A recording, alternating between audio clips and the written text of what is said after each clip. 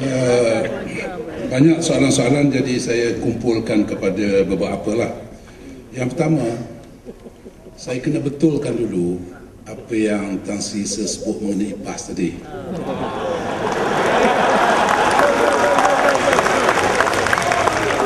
Sebab dia mengatakan PAS dulu pun berjuang kebangsaan. Perlembagaan PAS sejak ditubuhkan daripada tahun 51 sampai sekarang tak berubah. Menjadikan Islam sebagai dasar PAS. Tak berubah. Bukan berarti kita tak sayangkan bangsa kita. Sayang bangsa tak salah dari sudut Islam. Tetapi kita tak boleh membantu bangsa kalau dia melakukan kezaliman. Itu tak boleh. Sayang tak apa.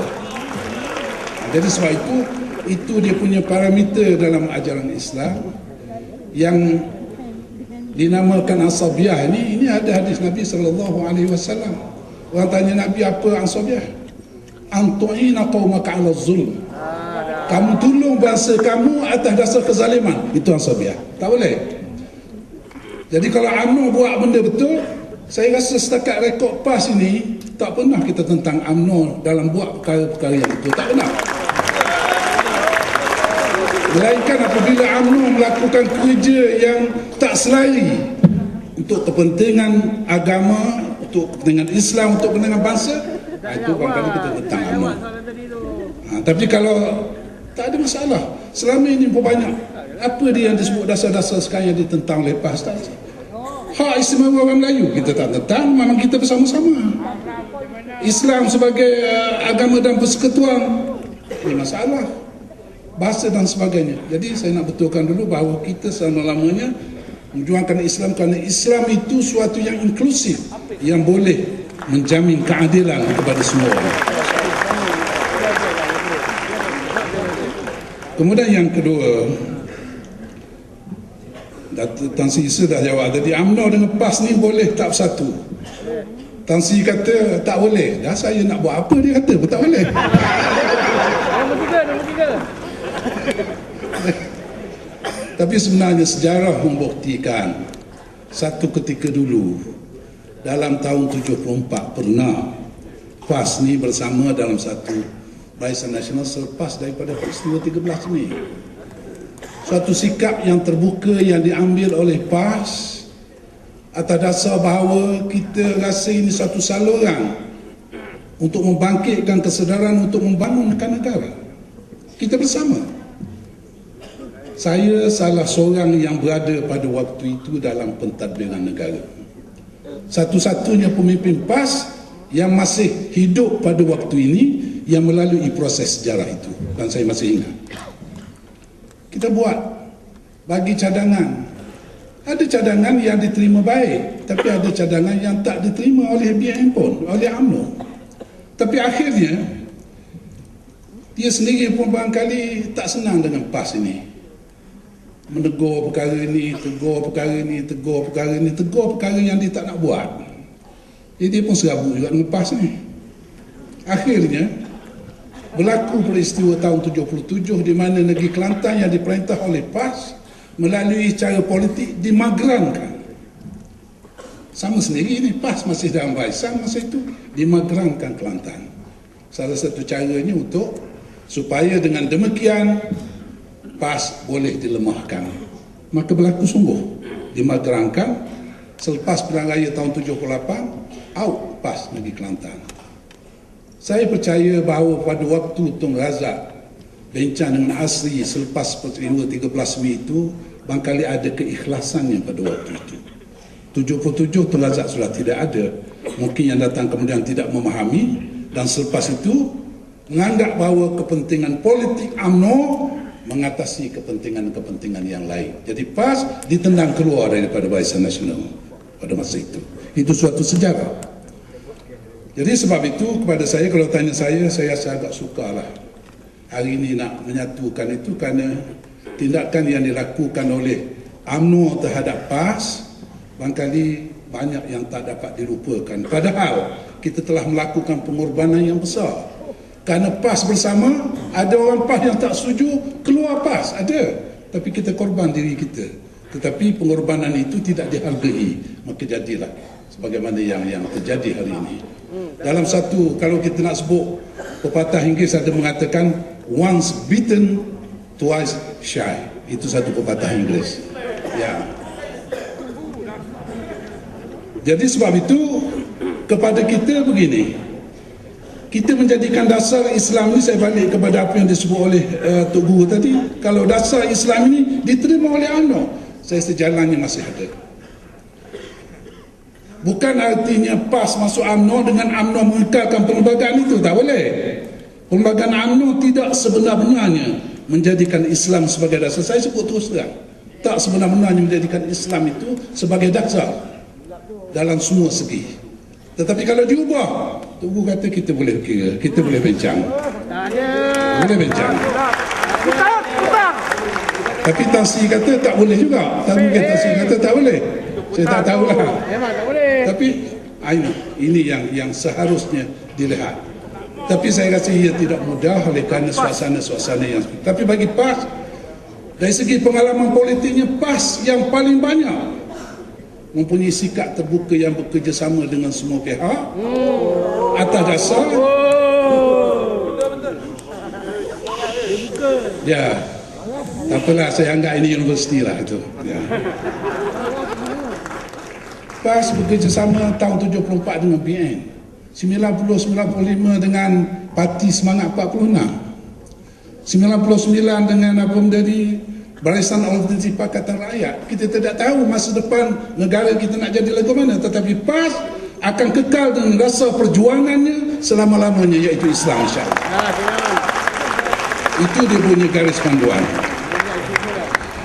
Kemudian berhubung dengan bagaimana kita nak lakukan satu soalan tadi yang dikatakan saya sebut tentang BTN ini melakukan indoktrinasi. Selangor pembuat, saya tak tahu yang itu. Saya tak tahu apa yang dilakukan oleh semua. Sekarang saya mengatakan ini bukan satu jawapan yang apologetik. Saya memang tak tahu, tapi saya boleh cek apa dia sebenarnya. Saya boleh cek apa dia sebenarnya, tapi memang saya tak tahu. Tetapi kalau dari segi PAS kita kata nak memberikan kefahaman Islam, itu bagi saya tidak salah, kerana itu adalah dasar kita. Tapi saya tak tahu apa yang dibuat dengan Islam. Kemudian satu hal, barangkali kita ada pemimpin yang tidak cekap, kemudian masa depan macam mana, terutama sekali generasi muda yang ada sekarang. Kita mengalami barangkali dalam tahun 60-an, 70-an, 80-an, di mana yang sama-sama belajar pada masa-masa itu di Universiti Melaya. Suatu suasana yang terbuka bagi perbezaan pendapat dikemukakan di tengah-tengah kampus. Saya sudah tidak lama menghadiri forum yang seperti ini, tetapi ini satu nostalgia yang berlaku di kampus universiti tahun 60-an, 70-an, 80-an, di mana kampus terbuka untuk mendengar pandangan yang berbeza daripada pelbagai parti politik, daripada pelbagai pihak. Saya nak mencadangkan supaya IPTA terutama sekali longgarkan sedikit AUPU. Benarkan pemimpin-pemimpin ini berinteraksi di dalam satu forum yang akan membuka minda pelajar-pelajar kita. Saya rasa ini satu saluran yang sangat baik bagi pelajar dapat memahami apa senario, apa pendapat, dan itu akan mematangkan mereka apabila mereka keluar daripada universiti, insyaAllah.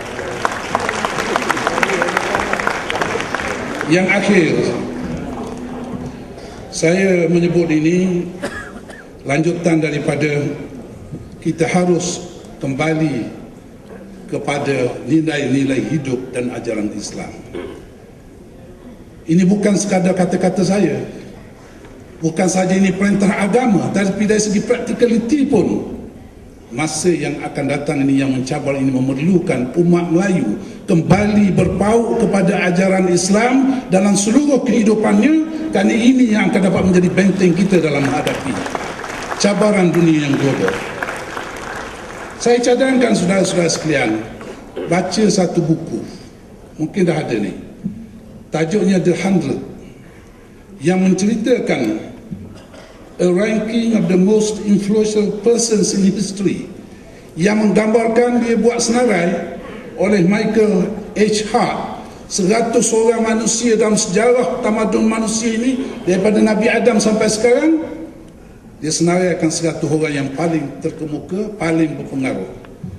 Dalam bukunya, dia seorang Kristian, tetapi dia tidak boleh menafikan hakikat, realiti yang dikajinya, bahawa daripada 100 orang itu Muhammad Rasulullah sallallahu alaihi wasallam diletakkan senarai yang pertama, paling atas berbanding dengan Jesus, berbanding dengan Einstein, berbanding dengan sesiapa pun. Kerana dia mengatakan he was the only man in history yang memimpin kedua-duanya agama dan politik sekaligus. Satu-satunya manusia yang memimpin bukan sahaja agama tetapi politik.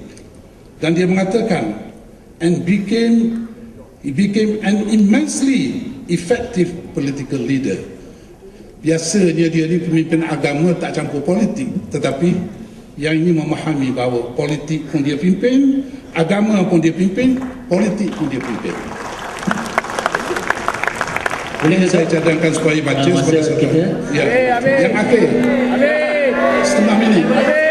Setengah minit. Saya ada seorang kawan, a very senior civil servant, sudah retire sekarang ni. Tapi dia membuat satu perbandingan, bagi tahu saya dah agak lama. Dia sendiri pun tak berani cakap secara terbuka. Dia kata antara kelemahan yang kita hadapi dalam negara kita Malaysia yang perlu dihadapi, dia kata, kalau kita nak bercakap tentang nak membangunkan ekonomi, biasanya ada 3 faktor yang dilihat, iaitu economically viable, memang itu satu pertimbangan, technically implementable, arti boleh dilaksanakan, socially acceptable, 3 ni mesti ada. Tetapi dia kata pengalaman saya waktu menjadi civil servant yang kanan, ada satu faktor yang menjadi permainan orang politik. Ada faktor keempat daripada itu, iaitu politically desirable. Artinya projek itu bukan sahaja viable, mestilah politically desirable ini ada kepentingan politik di situ. Dia tak berani nak cakap secara terbuka, tapi saya kata mungkin ada benarnya, walaupun bukan seluruhnya benar, tetapi dalam beberapa keadaan kepentingan politik mengatasi economic viability yang menyebabkan kita menghadapi suasana yang seperti ini. Dan ini perlu dibetulkan. Kita semua bertanggungjawab untuk membetulkan dengan hikmah kita, dengan sebaik-baiknya, insya-Allah. Terima kasih. Wassalamualaikum warahmatullahi wabarakatuh.